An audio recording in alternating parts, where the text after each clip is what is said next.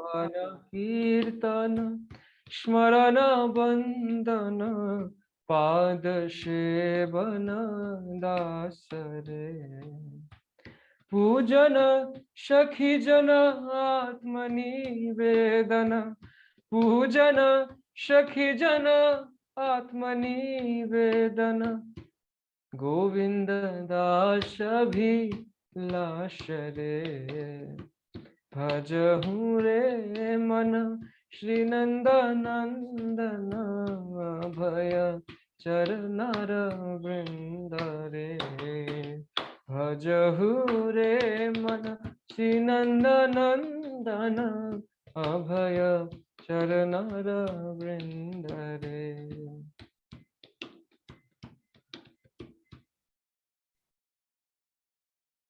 हरे कृष्ण।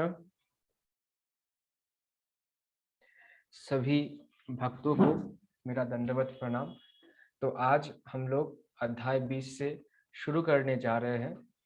तो अभी तक हम लोग 307 पेज तक हम लोगों ने ख़त्म कर लिया है।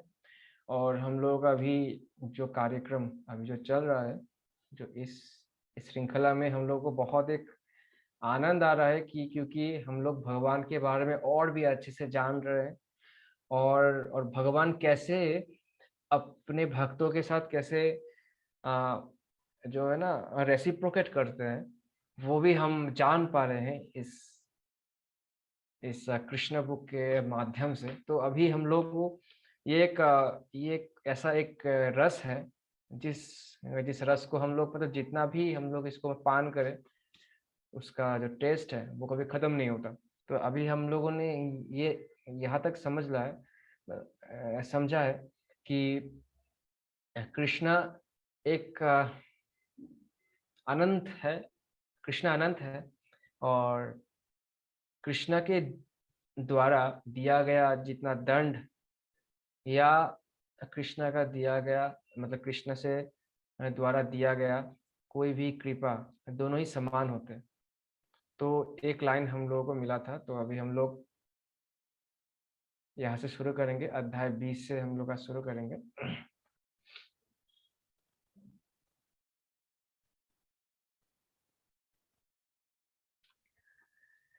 नमो विष्णुपदाय कृष्ण पृष्ठाय भूतले श्रीमते भक्ति वेदांत स्वामिनिति नामिने नमस्ते सरस्वती देवे गौरवाणी प्रचारिणे निर्विशेष शून्यवादी पाश्चात्य देशताय।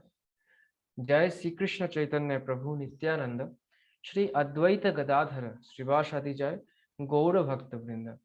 हरे कृष्ण कृष्ण कृष्ण हरे हरे, हरे राम राम राम हरे हरे।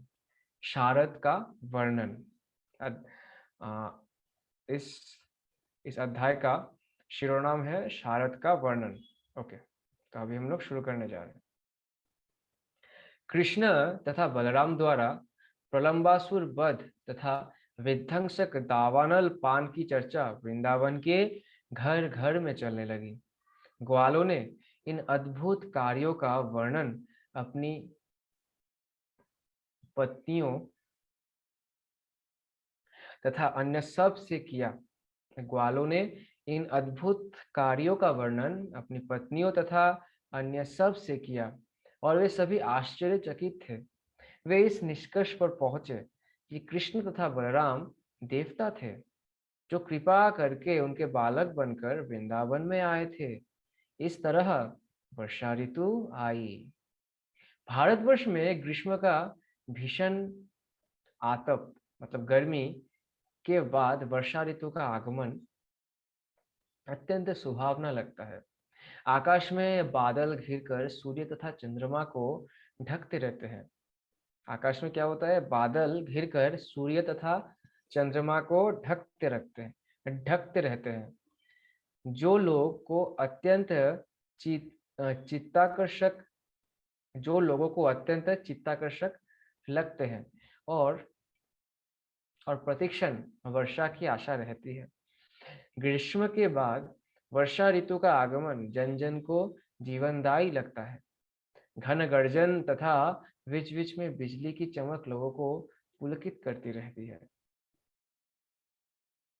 वर्षा ऋतु के लक्षणों की तुलना जीवों से की जा सकती है, जो प्रकृति के 3 गुणों से आवृत्त होते हैं। अनंत आकाश मानो परब्रह्म हो और क्षुद्र जीव मानो बादलों से घिरा आकाश हो। क्या है? अनंत आकाश मानो परब्रह्म हो और क्षुद्र जीव मानो बादलों से घिरा आकाश हो अथवा तीनों गुणों से आवृत ब्रह्म हो। मूलतः प्रत्येक जीव ब्रह्म के अंश है। परब्रह्म या अनंत आकाश कभी भी बादल से आच्छन्न नहीं रह सकता। क्या होता है कि परब्रह्म या अनंत आकाश कभी भी बादल से आच्छन्न नहीं रह सकता। हाँ, उसका एक अंश आच्छन्न हो सकता है, जैसा कि भगवत गीता में कहा गया है, जीव श्री भगवान के अंश रूप है। ये जीव क्या है? श्री भगवान के अंश रूप है, किंतु वे परमेश्वर के एक नगण्य अंश होते हैं। किंतु वे क्या होते हैं? परमेश्वर के एक नगण्य अंश होते हैं। यह अंश प्रकृति के तीनों गुणों द्वारा प्रच्छन्न रहता है। और ये तीनों गुणों क्या है? ये 3 गुण क्या है? तमगुण, रजगुण और सात्विक गुण। और इसी कारण जीवात्माएं भौतिक जगत में वास करती है। तो हम लोग क्यों भौतिक जगत में वास कर रहे हैं? अगर इसका इसका क्वेश्चन है तो यह है कि हम लोग, मतलब हम लोग जो भगवान के अंश हैं, तो क्या है, हम लोग प्रकृति के तीनों गुणों द्वारा प्रच्छन्न रहते हैं। मतलब प्रच्छन्न मीन्स कवर्ड अप। हम लोग मतलब प्रच्छन्न रहते हैं, कवर्ड अप रहते हैं। और इसी कारण जीवात्माएं भौतिक जगत में वास करती है। ब्रह्म ज्योति सूर्य प्रकाश की भांति है।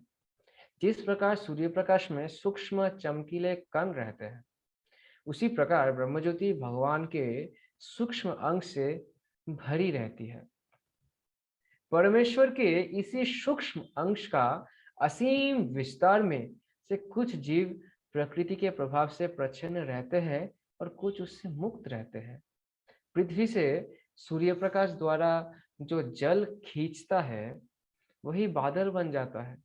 सूर्य निरंतर 8 मास तक पृथ्वी की सतह से सभी प्रकार के जल को भाप में परिणत करता है और यही जल बादलों के रूप में एकत्र होता है, जो आवश्यकता के समय वर्षा जल के रूप में वितरित होता है। इसी प्रकार सरकार नागरिकों से आयकर बिक्री कर संग्रह करती है, जो अपने विभिन्न कार्यकलापों तथा कृषि, व्यापार तथा आदि उद्योग आदि द्वारा धन दे सकते हैं। इसी प्रकार सरकार नागरिकों से आयकर बिक्री कर संग्रह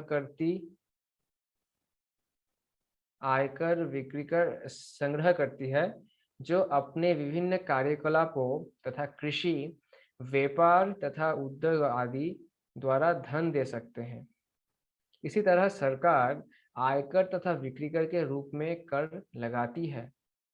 इसकी तुलना सूर्य द्वारा पृथ्वी से जल निष्कासन से की गई है। इसकी तुलना किससे की गई है? बहुत सुंदर है कि सूर्य द्वारा पृथ्वी से जल निष्कासन से की गई है। इसका तुलना, इसका कंपैरिजन। जब पृथ्वी की सतह पर पुनः जल की आवश्यकता पड़ती है, तो वही सूर्य जल को बादल में बदलकर उस जल को सारे विश्व में वितरित करता है। इसी तरह सरकार द्वारा संचित कर पुनः लोगों की शैक्षिक कार्य, जन कार्य, सफाई के कार्य आदि के लिए वितरित हो जाना चाहिए। अच्छी सरकार के लिए यह अत्यंत आवश्यक है। सरकार को मनमाना व्यय करने के लिए कर संग्रह नहीं करना चाहिए, अपितु संचित कर का उपयोग राज्य के जनकल्याण कार्यों में किया जाना चाहिए। वर्षा ऋतु में समूचे देश में तेज हवाएं चलती हैं, जो बादलों को एक स्थान से दूसरे स्थान तक ले जाकर जरूरतमंद जीवों में जल वितरण कराने के लिए वर्षा कराती है। ग्रीष्म ऋतु के बाद जल वर्षा की वर्षा की नितांत आवश्यकता होती है। अतः ये बादल उस धनी व्यक्ति के समान है, जो आवश्यकता पड़ने पर अपना पूरा कोष लुटा देता है। कितना सुंदर है कि ग्रीष्म ऋतु के बाद जल की नितांत आवश्यकता होती है। अतः ये बादल उस धनी व्यक्ति के समान है जो आवश्यकता पड़ने पर अपना पूरा कोष लुटा देता है।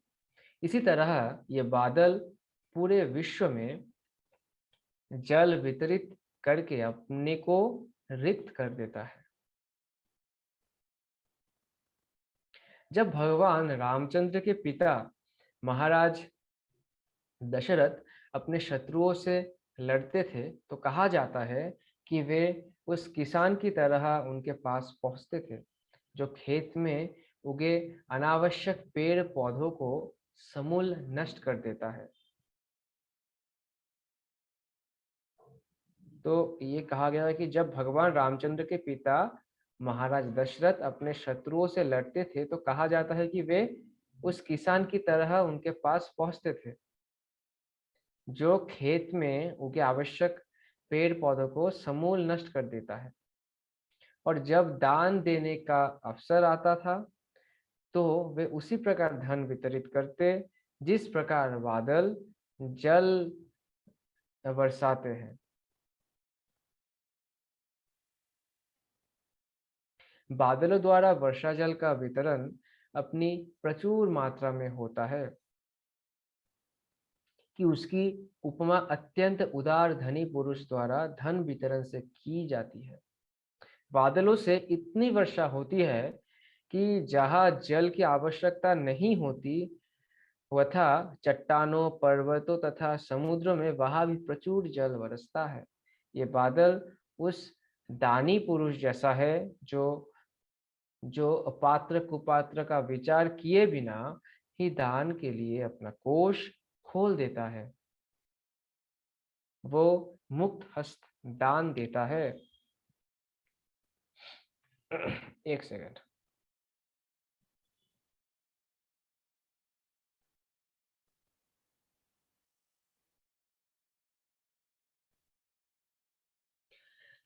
वर्षा के पूर्व संपूर्ण धरातल विभिन्न प्रकार की शक्तियों से लगभग क्षीण हो जाता है। वर्षा के पूर्व संपूर्ण धरातल क्या होता है? विभिन्न प्रकार के शक्तियों से लगभग क्षीण हो जाता है और अत्यंत कृश प्रतीत होता है। किंतु वर्षा के बाद पूरा धरातल वनस्पति से हरा भरा होकर अत्यंत स्वस्थ तथा बलिष्ठ प्रतीत होने लगता है। यहाँ पर इस व्यक्ति से तुलना की गई है जो अपनी भौतिक इच्छा की पूर्ति के लिए तपस्या करता है। वर्षा के बाद पृथ्वी का हरा भरा होना भौतिक इच्छाओं की पूर्ति के समान है। कभी कभी जब देश में अवांछित सरकार का शासन होता है तो लोग सरकार को वश में करने के लिए कठिन तपस्या करते हैं और शासन में संभाल लेने पर वे मोटे मोटे वेतन लेकर समृद्ध बन जाते हैं। यह क्षणिक लाभ वर्षा ऋतु में पृथ्वी के हरे भरे हो जाने का समान है। वस्तुतः आध्यात्मिक सुख प्राप्त करने के उद्देश्य से ही कठिन तपस्या की जानी चाहिए। तो यहाँ पर प्रभुपाद बता रहे हैं कि भौतिक इच्छाओं से नहीं, हम लोगों को आध्यात्मिक इच्छाओं की पूर्ति करने के लिए हम लोगों को तपस्या करनी चाहिए। श्रीमद् भागवत में संस्तुति की गई है कि परमेश्वर के साक्षात्कार के लिए ही तपस्या करनी चाहिए। बहुत इंपॉर्टेंट लाइन है कि श्रीमद् भागवत में क्या कहा गया है कि परमेश्वर के साक्षात्कार के लिए ही हमें बस तपस्या करना चाहिए और किसी चीज के लिए तपस्या नहीं करना चाहिए। भक्ति में तपस्या करते हुए मनुष्य आध्यात्मिक जीवन की पुनः प्राप्ति कर सकता है और उसके बाद उसे असीम आध्यात्मिक आनंद की प्राप्ति होती है।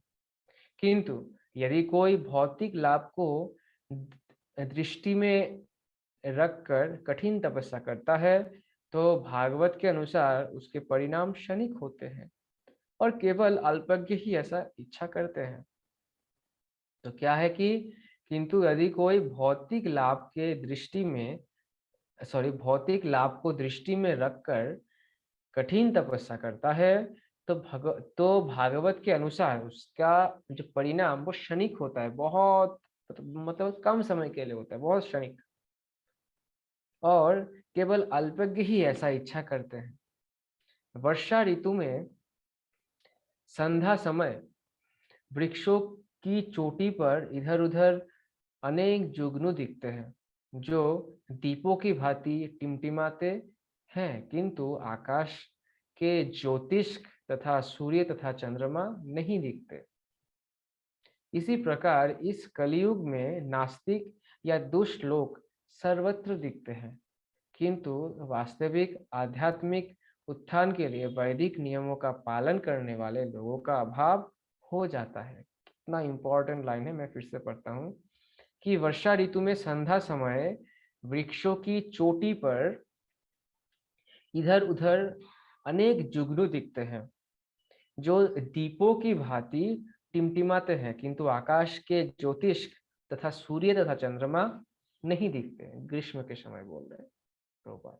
इसी प्रकार इस कलयुग में नास्तिक या दुष्ट लोग सर्वत्र दिखते हैं, किंतु वास्तविक आध्यात्मिक उत्थान के लिए वैदिक नियमों का पालन करने वाले लोगों का अभाव हो जाता है। इस कलयुग की तुलना जीवों की मेघा मेघाच्छादित ऋतु से की गई है। इस युग में वास्तविक ज्ञान तो सभ्यता की भौतिक उन्नति द्वारा आच्छादित रहता है। इस युग में वास्तविक ज्ञान तो सभ्यता की भौतिक उन्नति के द्वारा आच्छादित रहता है। इसमें शुष्क चिंतक, नास्तिक एवं तथाकथित धर्म निर्माता जुगनुओं की तरह प्रकट होते हैं, जबकि वैदिक नियमों या शास्त्रों का पालन करने वाले व्यक्ति इस युग के बादलों से प्रच्छन्न हो जाते हैं। बहुत सुंदर लाइन है। लोगों को आकाश के असली ज्योतिष सूर्य, चंद्र एवं नक्षत्रों से प्रकाश ग्रहण करना सीखना चाहिए, न कि जुगनुओं से। वस्तुतः जुगनू रात्रि के अंधकार में प्रकाश नहीं दे सकता। वस्तुतः जुगनू रात्रि के अंधकार में प्रकाश नहीं दे सकता। जिस प्रकार वर्षा ऋतु में कभी-कभी सूर्य, चंद्र तथा तारे दिख जाते हैं, उसी प्रकार इस कलयुग के भी कुछ लाभ है। यथा इसमें भगवान चैतन्य का वैदिक आंदोलन अर्थात हरे कृष्ण मंत्र का वितरण सुनाई पड़ जाता है। जो लोग वास्तविक प्रकाश की खोज में हैं, उन्हें शुष्क चिंतकों एवं नास्तिकों के प्रकाश की बाट जो होकर इस आंदोलन का लाभ उठाना चाहिए। जो लोग वास्तविक प्रकाश के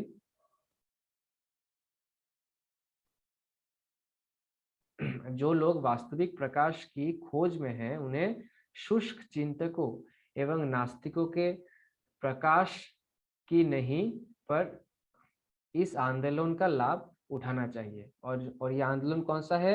हरे कृष्ण महामंत्र का जो आंदोलन है। पहली वर्षा के बाद जब बादलों की गर्जना सुनाई पड़ती है, तो सभी मेंढक डरे डरे करने लगते हैं, मानो विद्यार्थी अपने अध्ययन के समय अचानक बोल बोल कर पढ़ने लग गए। विद्यार्थियों को सामान्य रूप से प्रातःकाल जल्दी उठना चाहिए। वे प्रायः अपने आप न जाकर मंदिरों में या सांस्कृतिक शाला में घंटी बजने पर जगते हैं। अपने गुरु की आज्ञा पाकर वे तुरंत उठते हैं और प्रातःकालीन कार्य समाप्त करके वे वेदों का अध्ययन या वैदिक मंत्रों का पाठ करने के लिए बैठ जाते हैं। कलयुग में प्रत्येक व्यक्ति अंधकार में सोता रहता है, किंतु जब कोई महान आचार्य आता है तो उसकी उसकी पुकार मात्र पर सॉरी ओके कलयुग में प्रत्येक व्यक्ति अंधकार में सोता रहता है, किंतु जब कोई महान आचार्य आता है तो उसकी पुकार मात्र पर वो वास्तविक ज्ञान प्राप्त करने के लिए वेद अध्ययन में जुट जाता है। वर्षा ऋतु में अनेक ताल, तलेया, नदी, नद जल से भर जाते हैं, अन्यथा वर्ष भर वे सूखे रहते हैं। इसी प्रकार भौतिकवादी पुरुष शुष्क, नीरस होते हैं, किंतु कभी-कभी जब वे तथाकथित ऐश्वर्यशाली स्थिति में होते हैं, उनके घर बार, संतान तथा बैंक पूंजी होता है, तो वे समृद्धि करते प्रतीत होते हैं, किंतु शीघ्र ही नदी नद की भांति पुनः सूख जाते हैं। ये बहुत इंपॉर्टेंट लाइन है। मैं इसको फिर से पढ़ रहा हूँ। इसी प्रकार क्या होता है, भौतिकवादी पुरुष शुष्क मतलब नीरस होते हैं, विदाउट एनी जिल, किंतु कभी कभी जब वे तथाकथित ऐश्वर्यशाली स्थिति में होते हैं, उनके घर बार, संतान तथा बैंक पूंजी होती है, तो वे समृद्धि करते प्रतीत होते हैं, किंतु शीघ्र ही नदी नद की भांति पुनः सूख जाते हैं, मतलब उन लोगों का मृत्यु हो जाता है। और ये जो मतलब मटेरियल जितना हम लोगों को अचीवमेंट या कुछ भी मिलता है, तो ये हम लोगों के मृत्यु के साथ चला जाता है। तो हम लोगों का ये सब चीज जब तक हमारे पास ये शरीर है, भौतिक शरीर है, तब तक ही ये हमारे लिए कार्यकरी है। इसके बाद इसका कोई वैल्यू नहीं है। महाकवि विद्यापति ने कहा है कि मित्र, परिवार, संतान, पत्नी आदि के समाज में निश्चय ही कुछ न कुछ आनंद है, किंतु यह मरुस्थल में जल की एक बूंद के समान है। बहुत इंपॉर्टेंट लाइन है कि महाकवि विद्यापति ने कहा है कि मित्र, परिवार, संतान, पत्नी आदि के समाज में निश्चय ही कुछ ना कुछ आनंद है, वे लोग होने से आनंद आता है, किंतु ये मरुस्थल में जल की एक बूंद समान है। पर वो क्या है, एक मरुस्थल, मतलब जहाँ पर कोई पानी नहीं होता, सिर्फ रेत और रेत होता है, उसमें सिर्फ एक पानी का एक बूंद के समान ये हुए एक्चुअली, अगर हम लोग इसको जो है सही दृष्टि से देखें। हर व्यक्ति सुख के पीछे इसी तरह दौड़ रहा है जिस तरह मरुस्थल में वो जल के लिए भागता है। हर व्यक्ति सुख के पीछे इसी तरह दौड़ रहा है जिस तरह मरुस्थल में वो जल के लिए भागता है।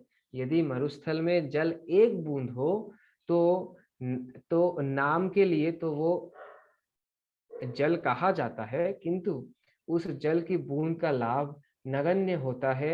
हम अपने मरुस्थल जैसे भौतिकवादी जीवन में सुख की अथाह सागर की खोज में लगे रहते हैं, किंतु हमें मिल पाता।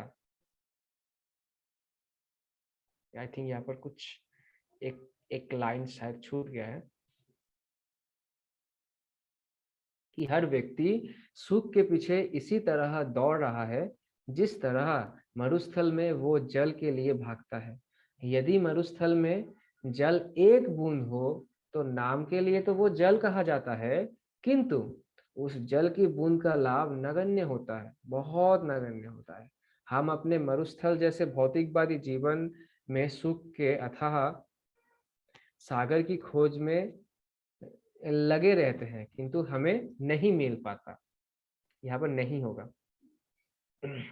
कभी कभी हमारी तुष्टि नहीं हो पाती, जिस प्रकार ग्रीष्म ऋतु में कभी ताल, तलया, नदी, नद जल से नहीं भर पाते।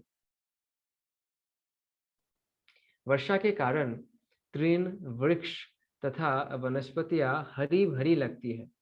कभी कभी तृण के ऊपर कभी कभी तृण के ऊपर लाल रंग की कीड़े वीरभूटी एकत्र हो जाते हैं। कभी कभी तृण के ऊपर लाल रंग के कीड़े वीरभूटी एकत्र हो जाते हैं। छाते जैसे मुत्तों के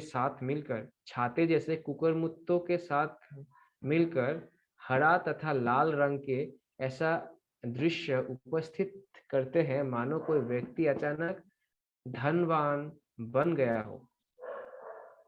किसान अपने खेतों को शास्य से पूरी देखकर प्रसन्न होता है, किंतु पूंजीपति जो अलौकिक शक्ति के कार्यों से अपरिचित रहता है अप्रसन्न होता है, क्योंकि वो अधिक उपज के कारण मंदी से भयभीत रहता है।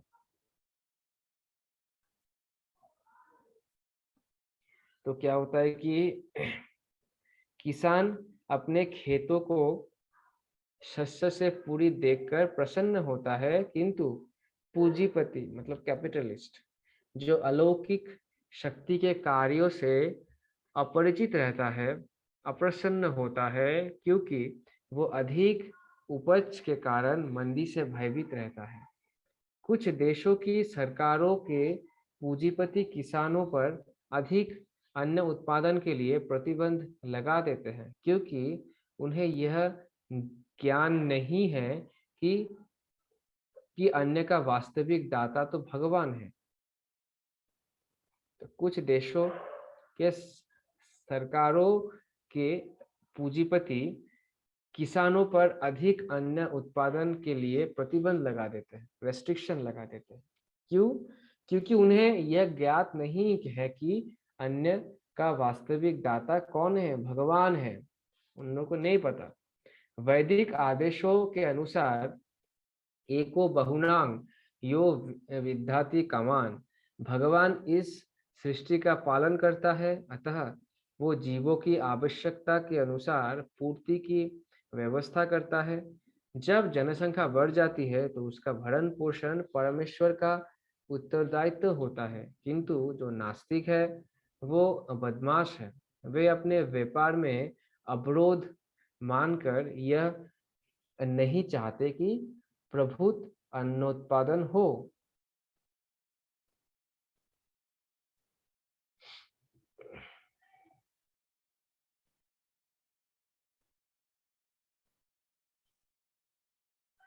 वर्षा ऋतु में सारे जलचर, स्थलचर तथा नभचर इसी तरह प्रसन्न हो उठते हैं जिस प्रकार दीर्घकाल से भगवान की दिव्य सेवा करने वाले व्यक्ति होता है। हमें अंतर्राष्ट्रीय कृष्ण भावनामृत संघ के विद्यार्थियों का व्यवहारिक अनुभव है।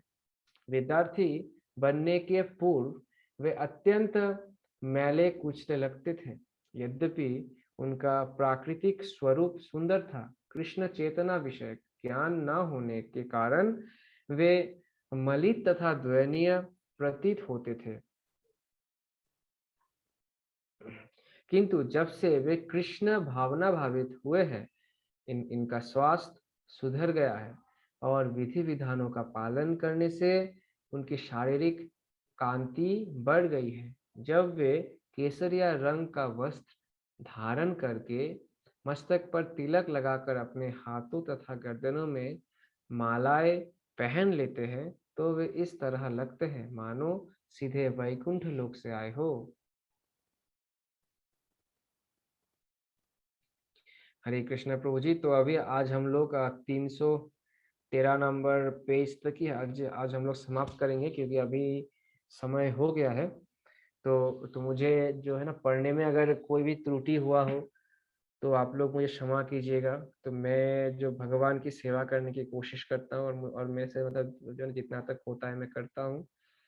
तो अभी हम लोग वांछा प्रणाम करके आज की जो कार्यक्रम है, पुस्तक पठन कार्यक्रम, इसको आज हम लोग समाप्त करेंगे। ठीक है प्रभु जी। तो हम लोग प्रणाम करेंगे। वांछा कल्पतरुभ्यश्च कृपा सिंधुभ्येव च पतितानां पावनेभ्यो वैष्णवेभ्यो नमो नमः। अनंत कोटि वैष्णव वृंद की जय। जगत गुरु शिल प्रभुपाद की जय। निताय गौर प्रेमानंद हरि हरि बोल। All the glories to the assembled devotees, Hare Krishna. All the glories to the assembled devotees, Hare Krishna. All the glories to Sri Gauranga, Jai Shri Prabhupada ki Jai.